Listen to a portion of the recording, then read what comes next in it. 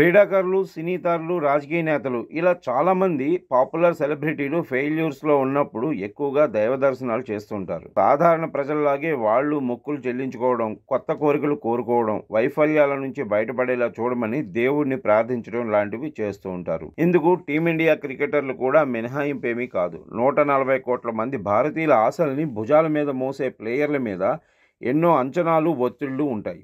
అందుకే ఒక్కోసారి వాళ్ళు సరిగా రాణించలేకపోతూ ఉంటారు.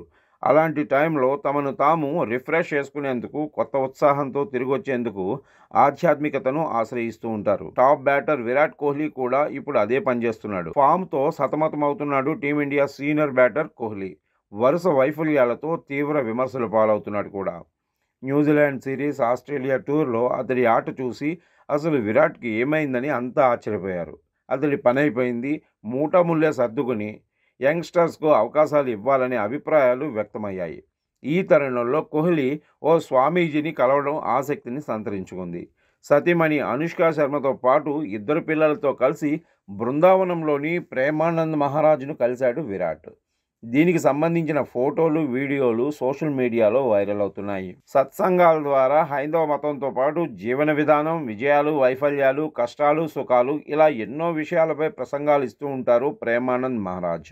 ఆయన దర్శనం కోసం చాలామంది ప్రముఖులు వస్తూ ఉంటారు. కోహ్లీ, అనుష్క కూడా 2023లో ఒకసారి ఆయన్ని కలిశారు. ఈ మధ్య వరుస ఫెయిల్యూర్స్ నేపథ్యంలో మరోసారి స్వామీజీ దర్శనానికి విచ్చేశారు కోహ్లీ. కోట్ల మంది భారతీయుల కలల్ని కోహ్లీ మోస్తున్నాడు. అతడు సక్సెస్ అవడం ఎంతో అవసరం. అతడు బాగా ఆడితే దేశం మొత్తం సంతోషంలో మునిగిపోతుంది అని ప్రేమానంద్ చెబుతూ విరాట్లో ధైర్యం నూరిపోశాడు. ఇది చూసిన నెటిజన్స్ కింగ్కు ఇక తిరుగులేదని అంటున్నారు. అతడి బ్యాట్ నుంచి ఇక పరుగుల వరద పారటం ఖాయమని, మళ్ళీ పాత కోహ్లీని చూస్తామని ఆశాభావం వ్యక్తం చేస్తున్నారు. అప్పట్లో స్వామీజీని కలిశాక అతడు బ్యాట్తో చెలరేగాడని, ఇప్పుడు అదే రిపీట్ అవుతోందని కామెంట్లు చేస్తున్నారు.